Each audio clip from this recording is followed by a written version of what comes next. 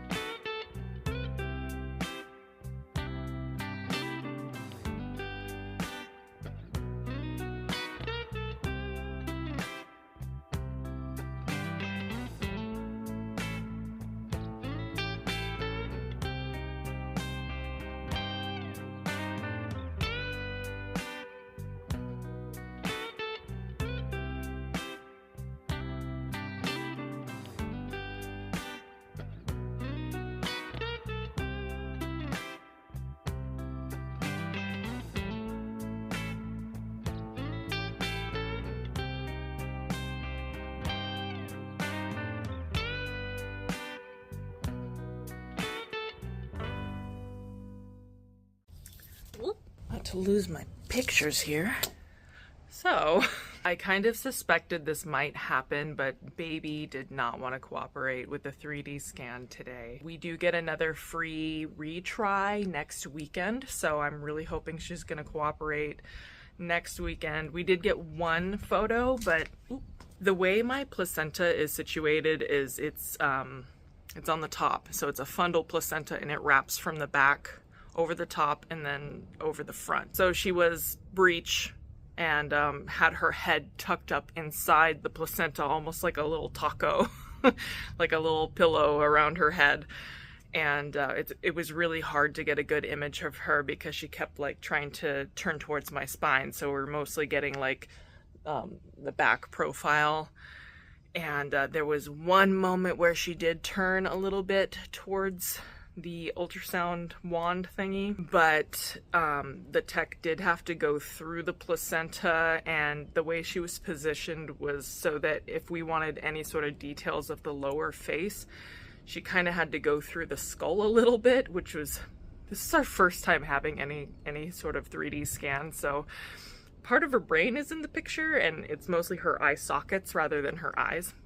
So it's a little bit creepy looking, but from what I can see, she really does look like Kameron. So let's go ahead and ignore her brain just sticking out there. But you can see like the lower half of her face looks a lot like Kameron. Here's the eye sockets and then the brain. Also got a nice little 2D profile. So next weekend we have one more shot, and if it doesn't work, we're kind of, you know, out the money for it. But, you know, we've never done anything like a 3D scan before, so it would be really nice to have her head down next weekend when we attempt one more time, because I do feel like the placenta was sort of squishing her features a little bit too, so yeah, hopefully she cooperates next weekend. Just getting some of Kieran's laundry done. I got him his first pair of jeans. Oh my goodness, he's gonna be so cute in these. These are his seasonal Bluey shirts. He loves them. Yeah, whenever I ask him if he wants to wear a Bluey shirt, he gets really excited and he's like, yee! I'm like, okay. One of my Lost Mama friends, Mina, actually made this custom Bluey shirt for him, and I just love it so much. He was so excited on Valentine's Day. If anybody wants to check out her Etsy shop, it's in the description box below. She pretty much can like customize anything from glasses to like water bottles and t-shirts and onesies, things like that.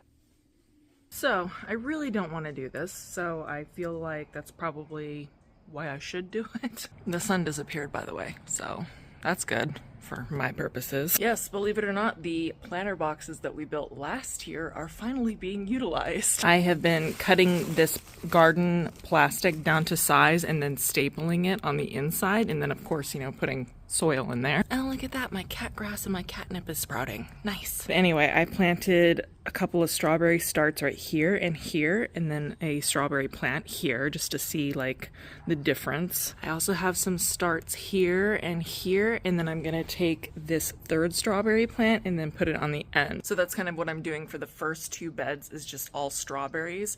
My brother did tell me to not expect any decent fruit the first year, which is kind of a bummer, but you know. Then I also got a couple of tomato plants that are nice, big, round, like slicer tomatoes. And I'm really wanting to put them in this planter box, so 1, 2.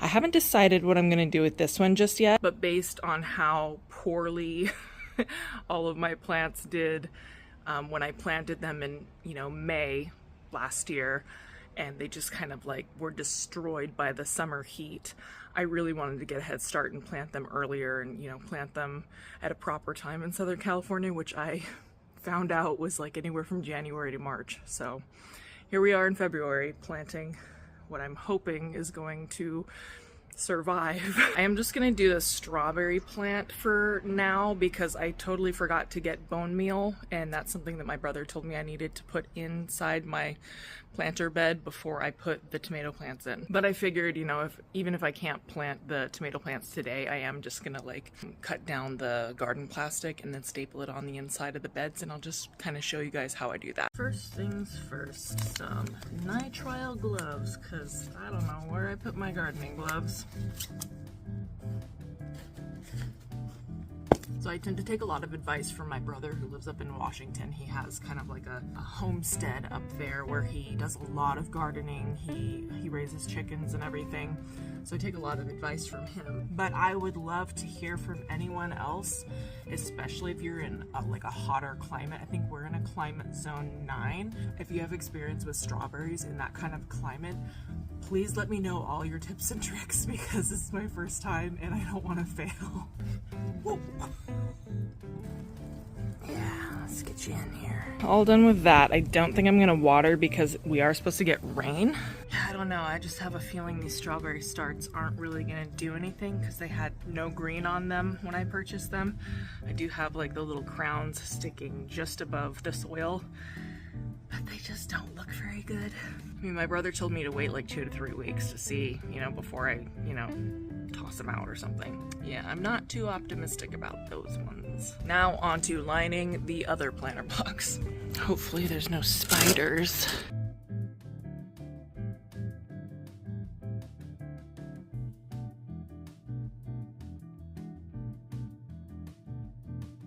Okay, so now that I've got the front and the back of the planter bed stapled, and gotta fold down these sides and staple those in nicely.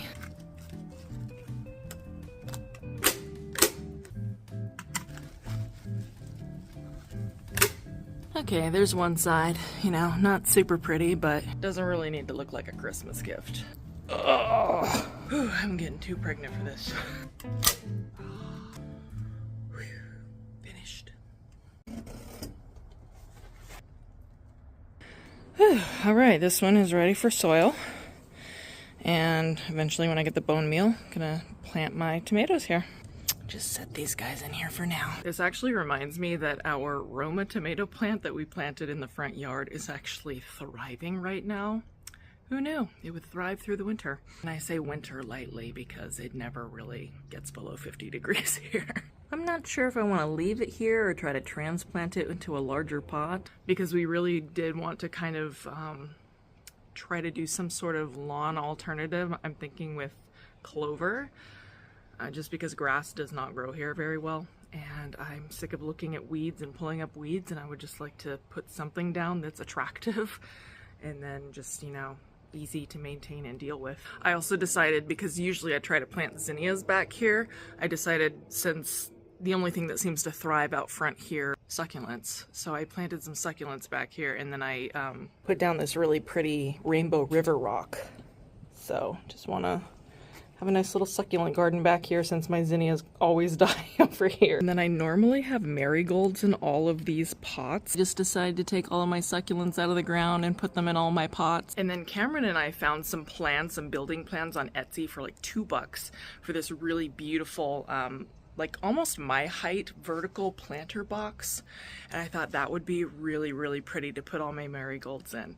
And I'm thinking I might put that in the backyard because we're gonna have all the patio furniture out in the summer, and that would just be really nice to look at. I feel like I'm finally getting that second trimester energy, that elusive energy that I've been looking for, and my nesting juices are kind of going towards gardening and mostly like cleaning the house and getting house projects done. You know, like I said, we have plenty of things for baby girl from her older sister and her older brother, so there's not a whole lot of like, you know, shopping and things that I need to do for that. So I guess my nesting energy is going into all of this. But anyway, we do have to go to the grocery store and get a bunch of meat because my MFM wants me to eat mostly meat.